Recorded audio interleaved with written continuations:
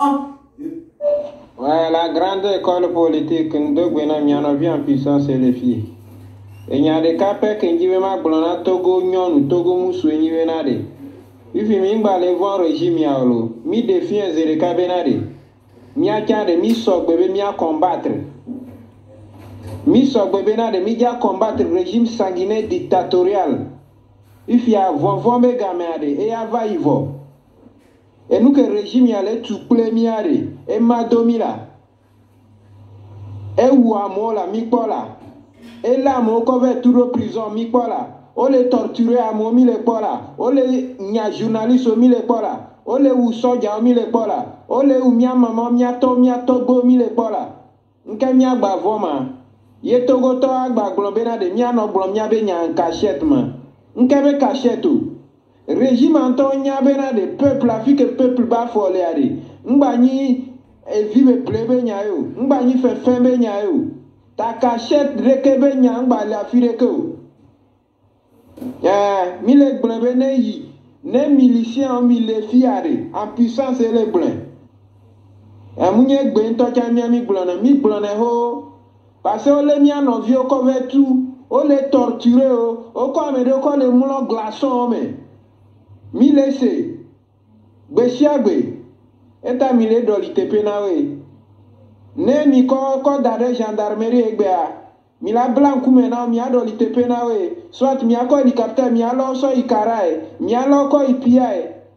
Mi laisse nous en kenke. Nkanki mi le parce mi le bon peuple. Mi nyabe le peuple est souverain. Mi nyabe peuple ade. E pakena mi akenkem. Ta mia wenti o le yo mi benade. Mi ni gouvernement. Ne mi a peuple mim le ade. Mi nyinde pe. Tanjibena ito mena mi bena de fifi togo mi ngba le von de po mi te no wu mi ma von mi egbe mi ma von mi so ne mi po pe togo la na nyiade munyibe na nyibena de enyu aziolo munye na nyibena de e munya nde po etro le isusu me one day nkeke de ka pe bona ne mi deraia oh Minyinde po, for munyinde po, katana munyinde po, yark munyinde po, masina munyinde po. Mia kenke minorité vide que le funare minyinde po. Et tout que mi kole ou miade. Minyabe et tuade, mia togo vio mia toya, miabe ga mi kole pletu. O ple na tu benade wako protéger du mes vieux. O ma pletu benade wako no ou du mes vieux.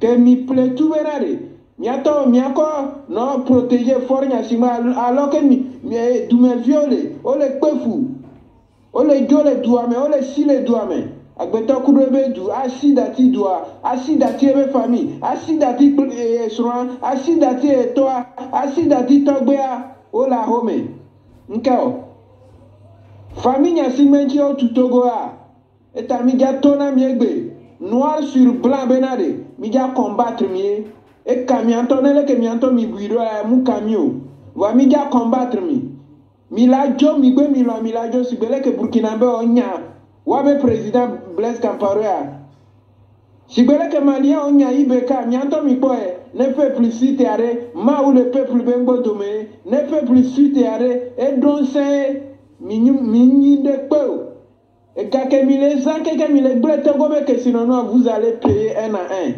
Mi la tue de ka mi ma so ke mi egbe mi ma so ke mi nyabe no ata mi le von mi nyibe mi ajo for nya singbe nu ke to wo keke are ma mi la dro do tano togo vieux ko wuade o la paye pour casser et en puissance ele gbon les filles parce que Afrique o le are mi kiri apenya ogbo ndogbe na mi en puissance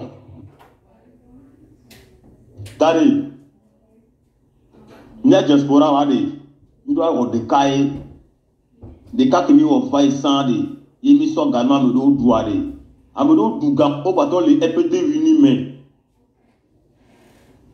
o be diaspora le financer ka gbere nyawe diaspora financer lutti la pado ke munya ye amoko non kona ne me no gamma o hoga o duga o tve region EPT uni trop le do kwata mena diaspora donc la diaspora kuda abdiane quoi fait que vous les bien amis Léon il me doit de stratégie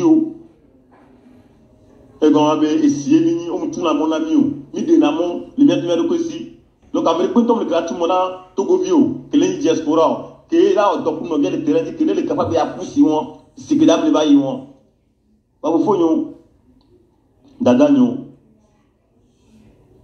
la grande corps politique là te woto ya duro va question bébé membre pour les bien que c'est bébé une quelle est les deux ans c'est la grande école politique nous et vous faut ya bien bébé des milieux de complice ça question est avec les accusés avec les people mais une quelle est les deux ans c'est la grande école politique nous donc à la fois une les pousser les founa il y a tout beaucoup bébé une les pousser les founa donc à bientôt check il y a de quoi sinon il y a te bien bien et peut-être il y a et fond d'une économie et doit mourir miami voilà il y a mis de stratégie là et à tingli il y a des à des pays nous c'est comme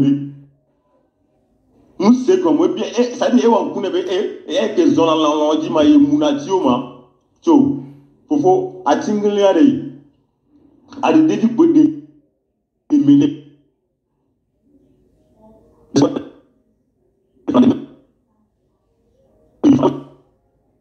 avec ma tête fini ma tête mais question avec la fumée avec parce que même quand on y est pour y vivre sur les deux comme au dans les neiges mais fafa mais une bébé bien venu alors tout loé amoko na ban lena escalier bobo mi mo de virinti fofonyo takare na be gade avunyo po avec ma de la zone néo amotu me galo le loi me fidje ni ma de pouvoir corps on va toi région EPT uni njesi doé ye moje e doontie voilà et on ponna be lita la pa so fofo kamera soirée amuna to do soirée amuna to do café parce qu'on bibe to gola nyola ame so bolle ko me ko to go be ti ba lo me a jiuda e so la so mia to go vieux bo especially la so diaspora go mia diaspora bo ni da si to na wa parce que mia no do le faible au conseil le wasi au pa kamera si ko su le wasi pour demain na we alors que mia non pour na pour demain na mi le Togo me sang on pour la pour demain na miu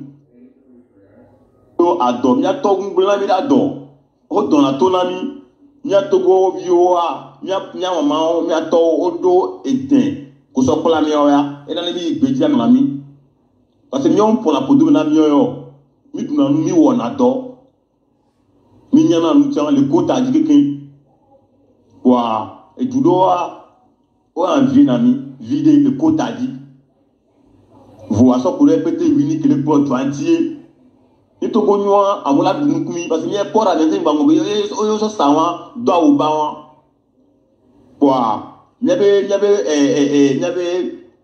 kini ke dura bubuli nyati le kota e de o de mi na mi won wa mi le do bojo mi won mi le yingo do mi won mi le na ka no asike asi ho ke le nyasa mi ba ya no asi ho wan jo to go le yingbe be nya vi be nye won adasi be nye ya wa diaspora et dans les miadi nyao ko nkobe mi gbado afokame vide gbado tagbo vide ye afokame gbojo na mioyo se gbojo na no vio nenu pa me no vio wa o piège le monde de peji yo le no le sa ha ke mu jiba ha wa nu le e du ame e yo le sa na le nu o tsaka me no vio ba gbodo be ni stratégie e peut venir be les gens ni ate wonse le nyasi pa me ko le gbeje le ko amoko do lo ame le pon de ko passer o le so ame vo e zo amba le mele be se bego nyamo ko la so kina zoa nyo be le bla pa mo fonyo avulete nyo ko la we nyo ko la mi akpe no vio e to sisi mi da mi va tonye du point a de mi doa